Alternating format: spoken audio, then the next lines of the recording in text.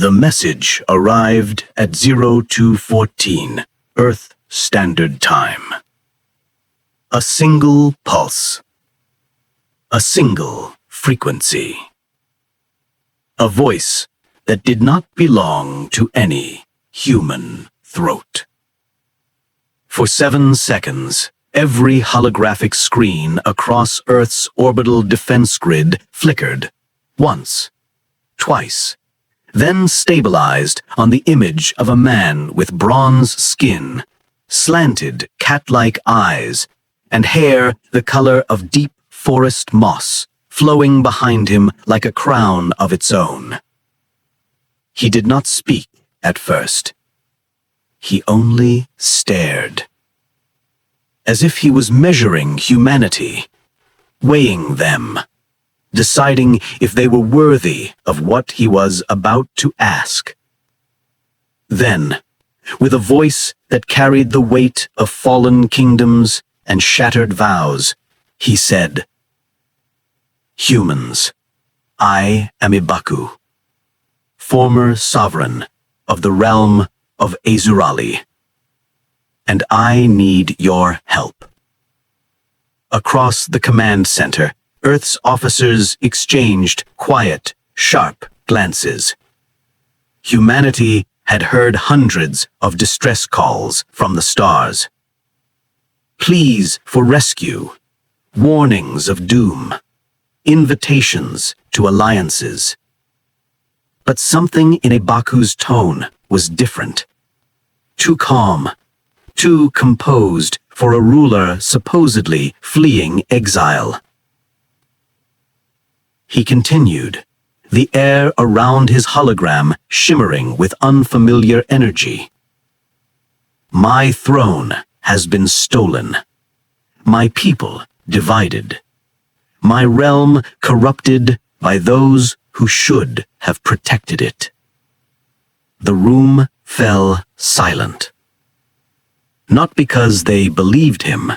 Humans had learned long ago that no galactic ruler ever told the full truth, but because of what he said next.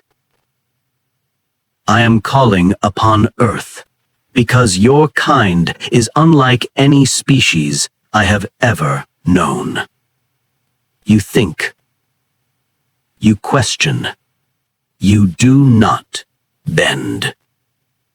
The screens trembled with a ripple of static, as if even the transmission feared the power of the words being spoken. "Come to Azurali," Ibaku said. "Help me reclaim what is mine, and I will give you access to knowledge and resources no human civilization has ever touched." Then his image faded. Only the darkness of space remained. But in that darkness, every human officer felt it. That familiar shift in their gut. That whispered warning humans evolved for survival. Something was wrong.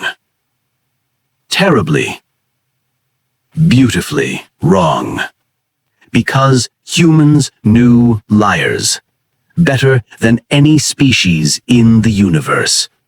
And Ibaku, with all his elegance and desperation, was the most dangerous kind. A liar who almost sounded like he was telling the truth. And yet, the call had been made, the challenge laid bare, and humanity, brilliant, stubborn, relentless humanity, would answer. Not because they trusted Ibaku, but because they trusted themselves. Because they were human. And humans always investigate the unknown. Welcome to my channel, your gateway to epic stories from across the stars. Before we dive deeper into today's adventure, drop a comment and let us know where you're watching from. If you enjoy thrilling sci-fi like this, be sure to like, subscribe, turn on the notification bell, and share it with someone who'd love it too. The landing gear of the human transport sank softly into the shimmering black soil of Azurali. For a moment, every soldier stood frozen, not in fear, but in awe. Because the place Ibaku had described as broken, conquered, and ravaged was the opposite. The obsidian capital rose before them like a dream carved from midnight glass and violet starlight. Towers spiraled upward like woven gemstones. Bridges shimmered with flowing energy. Floating gardens drifted around the palace spires like celestial islands. It was quiet, but not dead. Peaceful, breathing, alive. Ibaku marched ahead, irritated by their fascination. "Don't be deceived by the beauty," he barked. "They hide their corruption behind sparkles and glamour. We must strike now!" But the humans stood still. Commander Hale removed his helmet slowly, letting the warm Azurali breeze brush across his face. This doesn't look like a fallen kingdom." Lieutenant Mara scanned the skyline. No scorch marks, no war damage, no signs of occupation. Ibaku twisted toward them. "They rebuilt it! They rebuilt everything after they stole my throne!" But Hale didn't answer, because someone was approaching.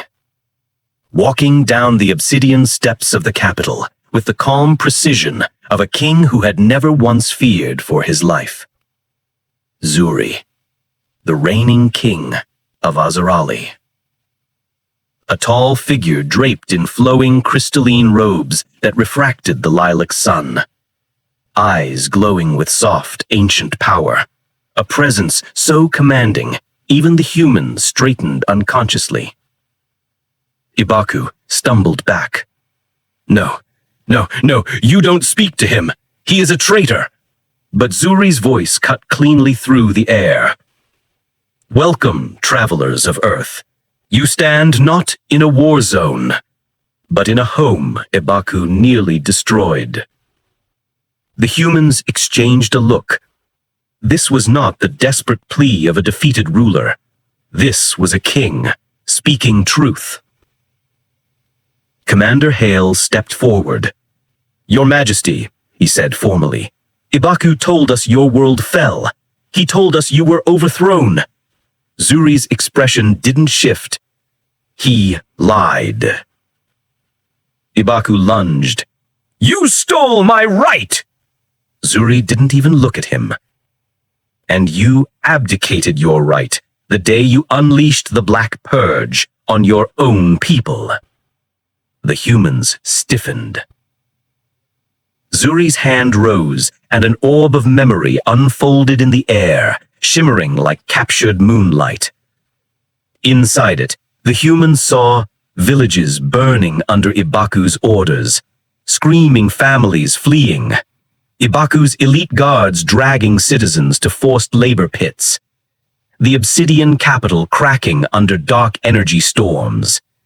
Zuri stepping forward, not as a rebel, but as a protector, uniting the clans, calming the storms, and restoring the realm. Zuri turned to the humans. Ibaku was not dethroned by invaders. He was stopped by his own people to save Azurali from extinction. The humans said nothing, not out of confusion, but because the truth was now painfully obvious. Ibaku had used them. Again. Commander Hale let out a slow breath. "We don't fight for tyrants." Ibaku began trembling, not with fear, but rage. "You were supposed to crush him! You were supposed to restore me!" Zuri finally faced him, calm, regal, devastating. "And Earth saw your heart, Ibaku. They saw the rot in it." Ibaku screamed and the ground vibrated violently. Black tendrils of ancient energy burst from the cracked soil below him. Zuri's voice lowered. He's calling the Obsidian Wardens, forbidden spirits bound by blood and greed. The humans instantly raised shields and weapons, but Hale held up one hand. Humans don't fire unless absolutely necessary. Zuri glanced at him, not by the discipline, but by the mercy. Your people are unlike any I've seen, he murmured. And yours, Hale replied, deserves better than him.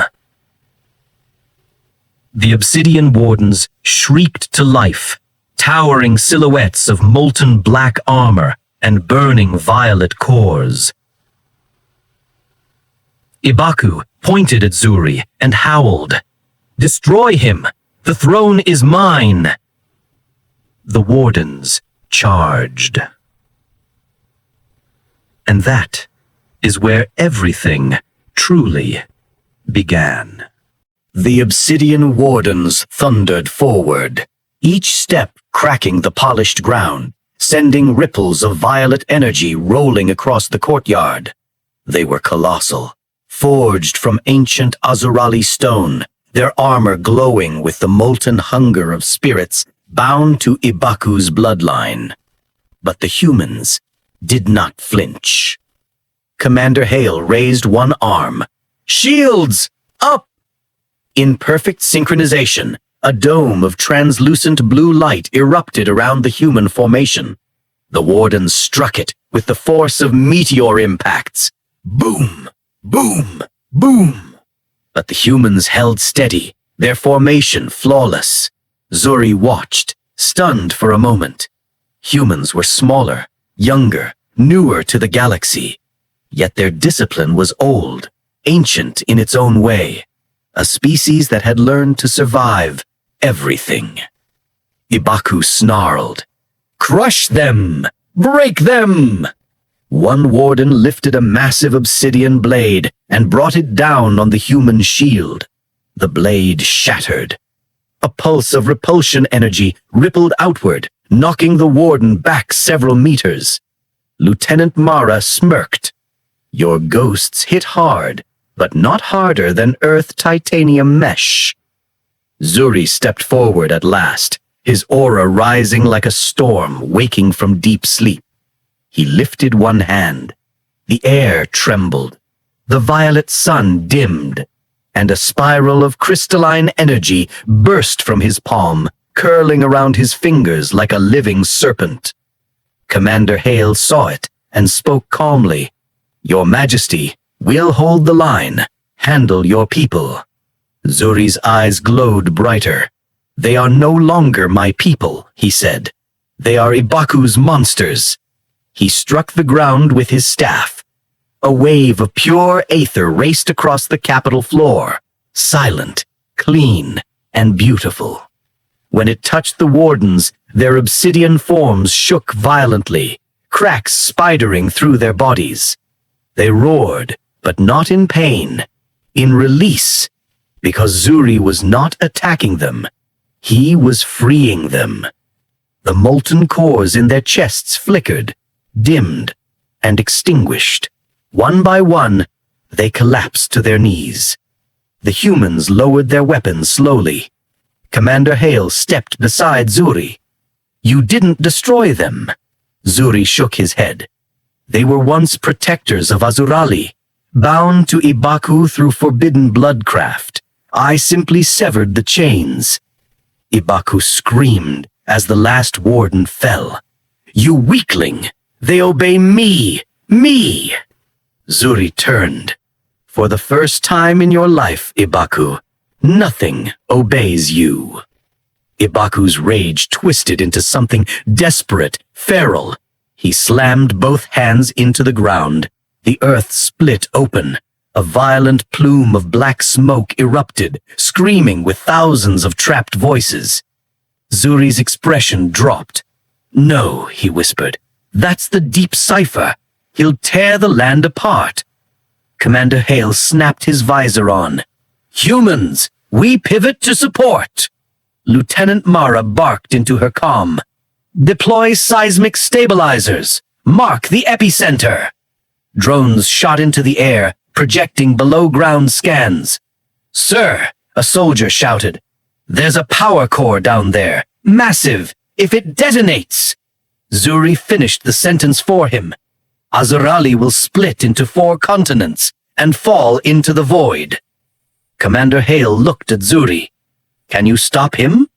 Zuri hesitated. I can counter his energy, but not while protecting your people. The backlash will be lethal. Hale nodded once. Then you handle him. We'll handle ourselves. He slammed his gauntlet down. All units, mag boots, full lock, weather the wave. Humans hit the ground, boots anchoring to the obsidian surface. Shields were raised, armor sealed, tech stabilizers dug into the soil as the entire capital trembled. Zuri took a breath, ancient, regal, steady. He raised both hands. The ground exploded in light. Ibaku rose into the air, cloaked in black fire, eyes wild. You took my crown, my armies, my destiny. Zuri floated upward to meet him, wrapped in golden etheric energy that glowed like 10,000 stars. I did not take your destiny, Zuri replied calmly. You abandoned it the moment you worshipped power instead of your people. Ibaku screamed and hurled a spear of black lightning. Zuri deflected it with a single gesture. Ibaku snarled, You were always weaker. Zuri's voice softened. And you were always afraid. He raised his hand, and a torrent of radiant energy erupted, clashing with Ibaku's darkness. The skies split with violent color. The air shook with every impact. Boom, boom, crack. Below, the humans braced against the shockwaves. Are you seeing this? Lieutenant Mara shouted over the erupting chaos. Oh, I see it, and I think we're on the right side. The darkness around Ibaku began to fracture. His power source trembled. His hold on the deep cipher cracked. His body flickered like a dying star. He stared at Zuri. You can't win. I am the rightful king. The throne, the realm, they are mine. Zuri stepped forward through the air.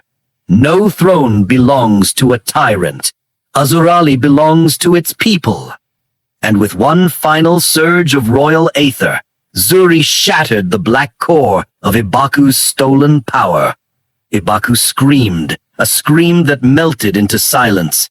His body dissolved into black dust, carried away by the wind. The ground stopped shaking, the air grew still, and the obsidian capital stood whole. Zuri descended slowly, touching the ground with quiet grace.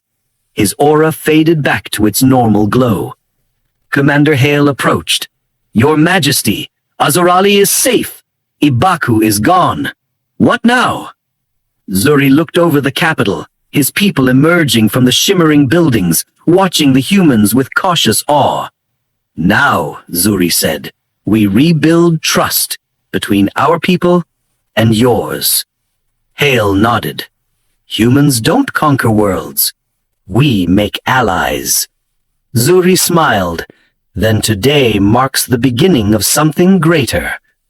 A boy from Azurali ran forward, staring wide-eyed at a human drone. Is that yours? The child asked Hale.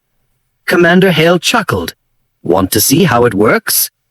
The child gasped and nodded eagerly. Zuri watched, a soft warmth crossing his expression.